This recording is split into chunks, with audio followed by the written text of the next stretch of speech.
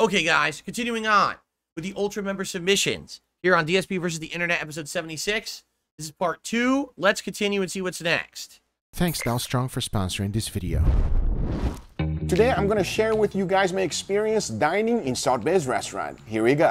So, 2 years ago, Salt Baes, that guy that had internet memedom, you know, he was a meme, and everyone thought, oh, because of that, he's a gourmet chef, and you should see his, go get his food. But then he started charging insanely exorbitant amounts of money for his food, and everyone kind of makes fun of him now on the internet. I wonder if he's even close to being as popular as he used to be. But let's see. Oh. Nick. Holy shit. $1,200 for 2 people. When I saw that price, I almost had a heart attack. There are 4 of us sitting right here. If we get the gold covered rib cap for 4, it is $1,750. That's what in the house, I can't lie to you. Is it? It is, it is. So you recommend the rib cap? I do. Ooh, you're just saying that because I'm paying. That's right. I would not say it any other way. Right after that, the drinks arrived. Nick ordered a mezcal. That thing was on fire, and they serve it to you with a paper straw. You got a little bit of fire and everything, Nick. You It's don't on play fire. around. Is that a paper straw? It's a paper straw with a fire. Dangerous with I like fire. to live on the edge, Angel. A few minutes Genius. after, the $2,000 steak arrived, and it was not what we expected. For $2 grand, I gotta say, I thought it would be way bigger. That's right after tiny. the tomahawk arrived. That was rare, even though we ordered medium rare. Now, there's nothing wrong with rare steak, but if you order medium rare, you should get what you paid for. The gold steak was cooked perfectly, though. Thank God, because it was not cheap. Now, the funny thing was, as soon as I tried, everyone, including the managers, the waiter, the chef, were all waiting for my reaction, so the pressure was on. But I gave them none. I will say this, is it the best steak I've ever had? Now overall, here's what I thought about Salt Baes restaurant. Is the restaurant beautiful? Yes, it is. Was the service good? No, it's actually amazing. One of the nicest and friendliest servers I've ever met. That I will give a 10 out of 10. Now the biggest question is, was this worth it? Well, instead of talking about it, let me show you. It's my turn. And these are the steaks I'm going to be using for today's cook. They do not cost $2,000 each. They are 1.5 inches thick. They have great marbling on them. And to be specific, an Australian Wagyu marbling score 7. To season them, I kept it real simple. A good amount of salt followed by freshly ground black pepper and garlic powder. And obviously always season both sides. But hey, we cannot just eat steaks by itself. We gotta have a side dish. And I'm making one that looks extremely expensive. Take a look. And to make it, it's super easy, and here's how. Everything starts off by boiling some eggs. To be specific, 14 minutes. This will give me a hard-boiled egg, which is exactly what I'm looking for. Once the time was up, I immediately took it out of the water and put it in an ice bath. However, first we gotta separate the egg whites. I'll see you tonight, Cracker Jack. I don't want to see him cook these eggs. He's just, all he's doing is breading and frying the egg whites. See that? How does he put the gold stuff onto... Yeah, how does he do that? How does he get the gold onto the steak?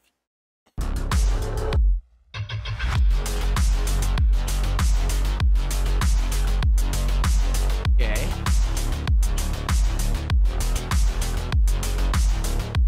So you just do it by hand.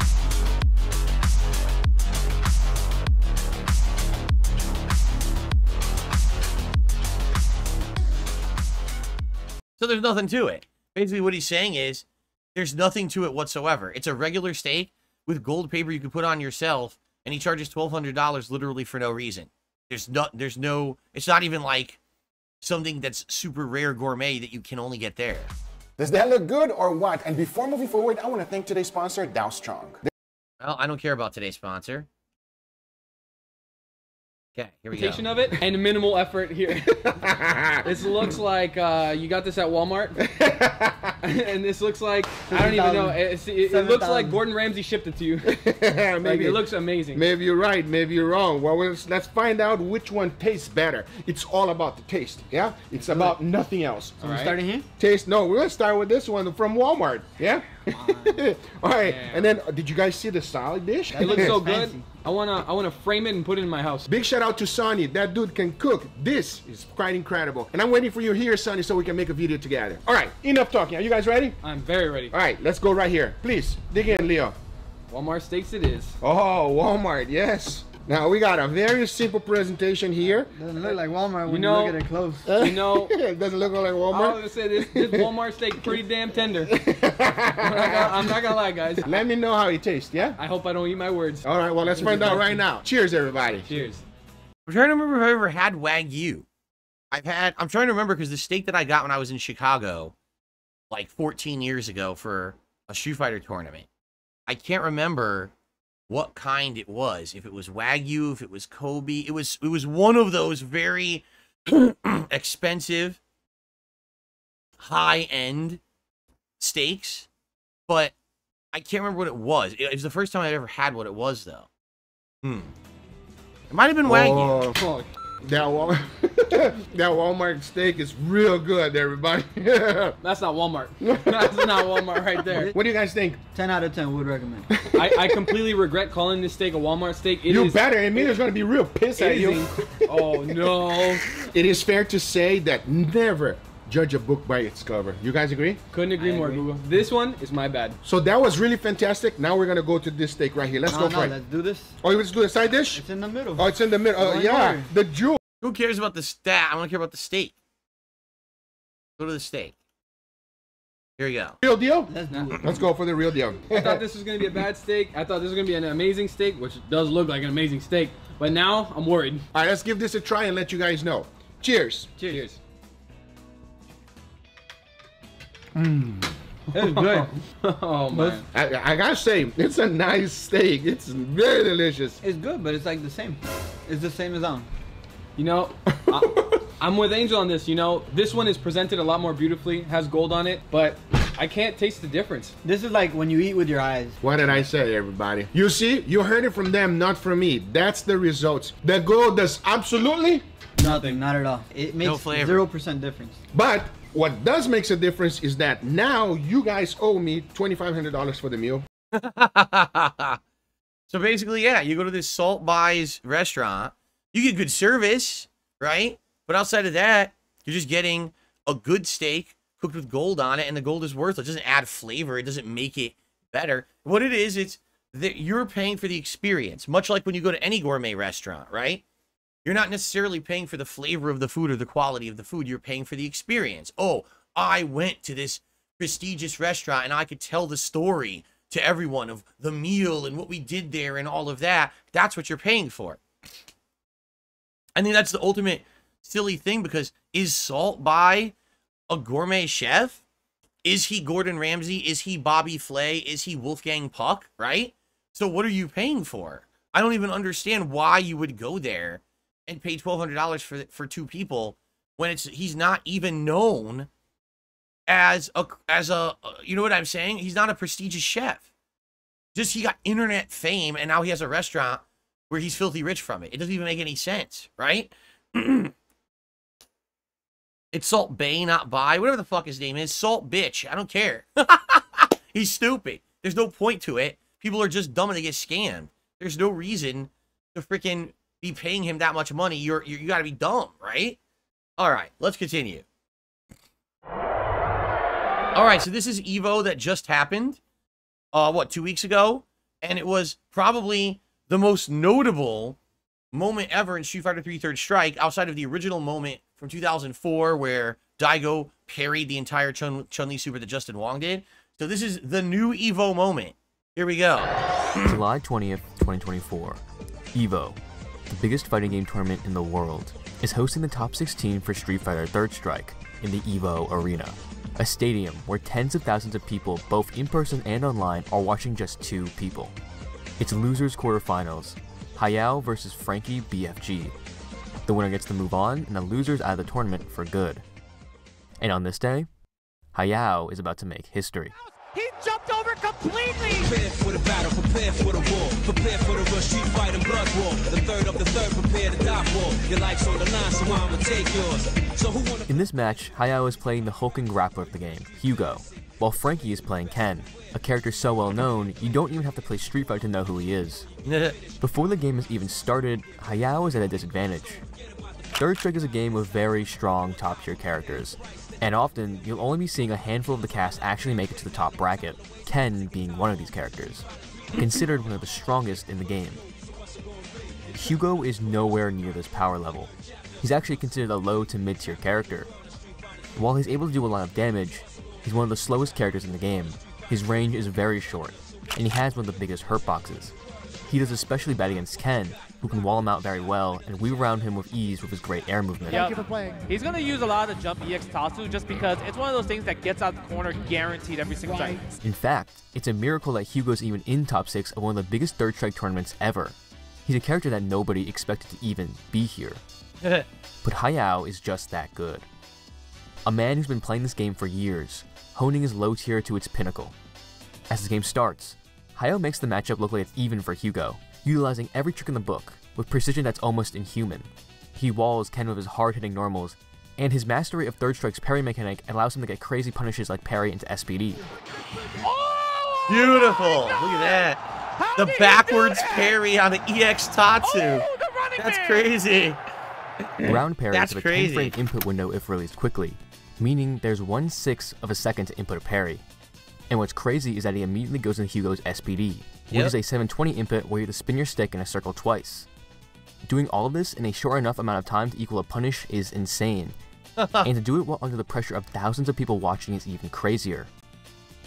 And that's what makes this match so special.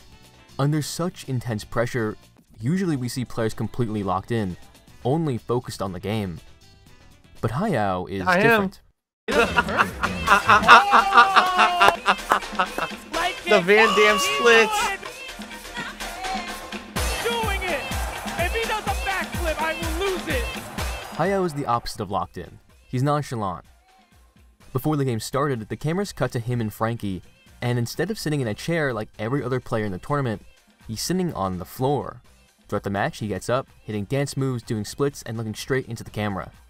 The craziest moment is when he hits an SPD during the first round of the final match. And while the game is still going, he gets up and jumps into the air, facing the audience. This isn't just a game.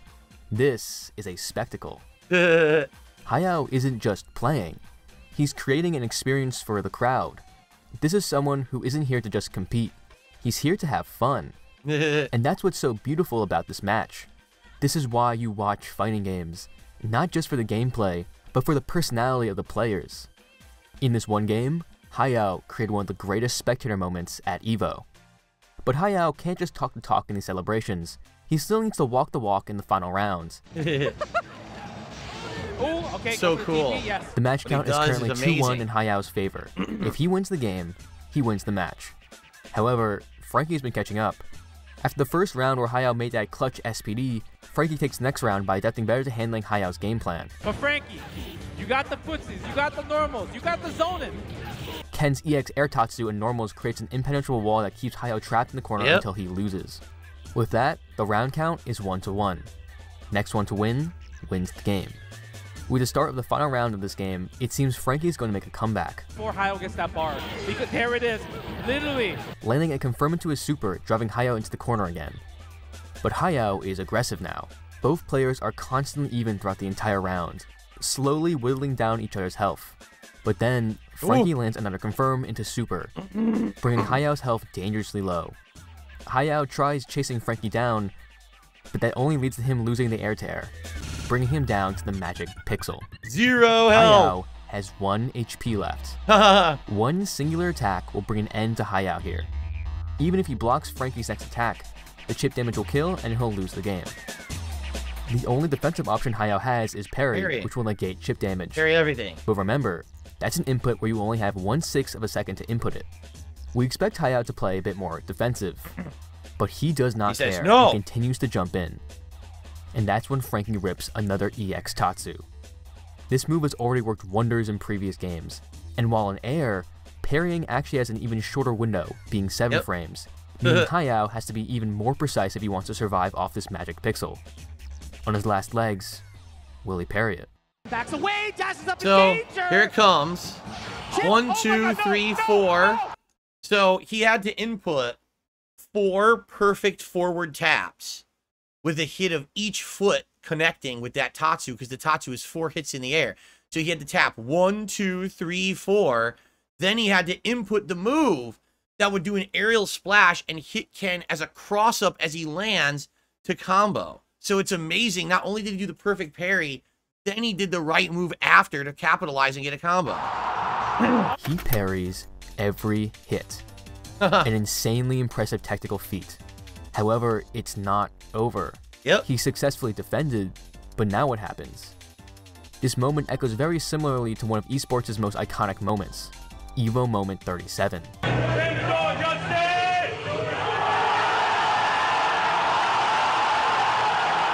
In this famous clip, Daigo is also at the Magic Pixel, and during the last round of the match, parries every hit of Justin Wong's Chun-Li super. However, what makes that clip even more impressive is that after the insane parry, Daigo hits Justin with the most optimal Ken combo punish, taking just enough of his life to kill him and win him the entire set. It shows us the punish is just as important as the parry. But Hayao isn't playing the fantastic hit confirming Ken. He's playing the low tier Hugo, whose combos, especially from an air starter, won't lead to a combo that will kill, leaving Frankie with a sliver of health. It seems over. Despite the amazing parry, the weaknesses of Hugo seem to be too great. And with Frankie having meter, he rips the super on Wake Up, while Hayao is doing a meaty, seemingly ensuring victory.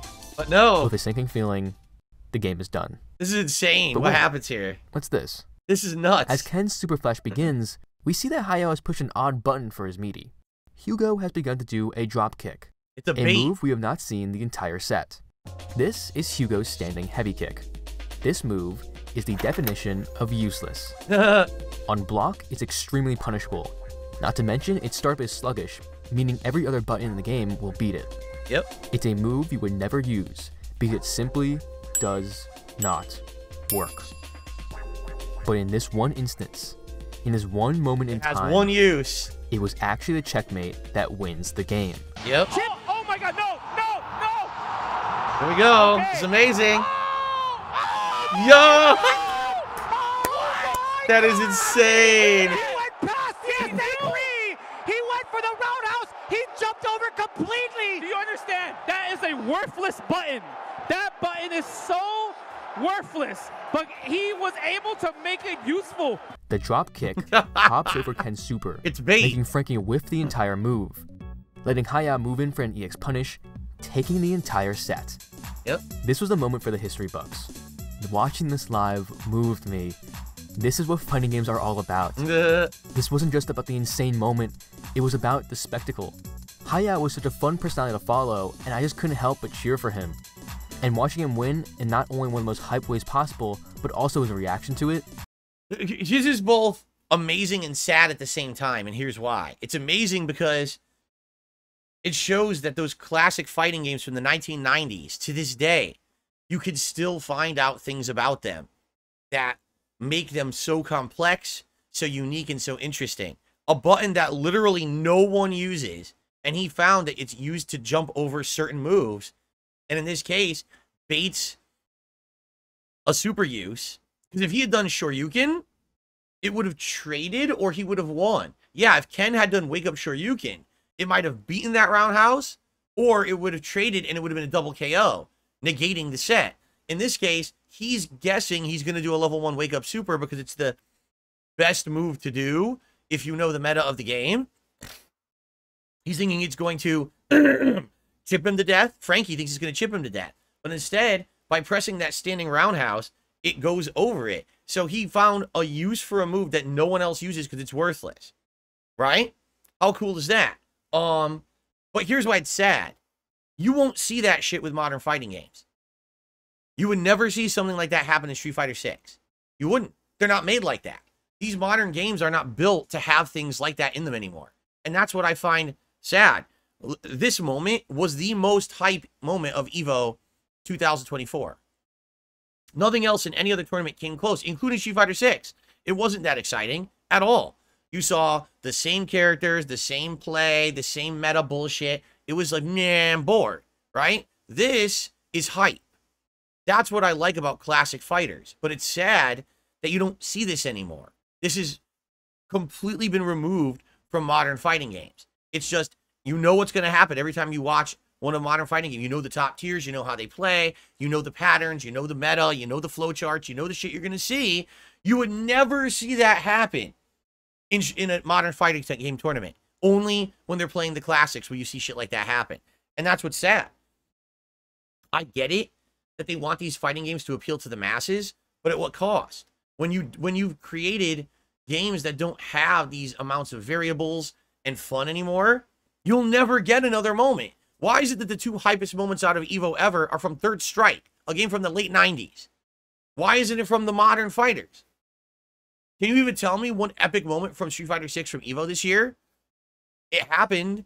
Oh, Punk finally won. Good for him. He had always wanted to win, but was it epic when he won? Did he do something amazing? No. He played top tier Cammy, and everyone's like, nah, okay, it's top tier Cammy. You know, this is mind-blowing stuff. This is top tier amazing gameplay with a low tier character. You're not going to see that in a modern fighting game, and that's sad. I wish that we could, but things have changed. You know what I'm saying? Things have definitely changed. So, all right. Well, guys, thanks for watching. DSP versus the Internet. Hope you're enjoying the show. Looks like the next part, we're going to finish up with the Ultra Member submissions, and we're going to get to the more common submissions tier. Thank you, and see you in the next part.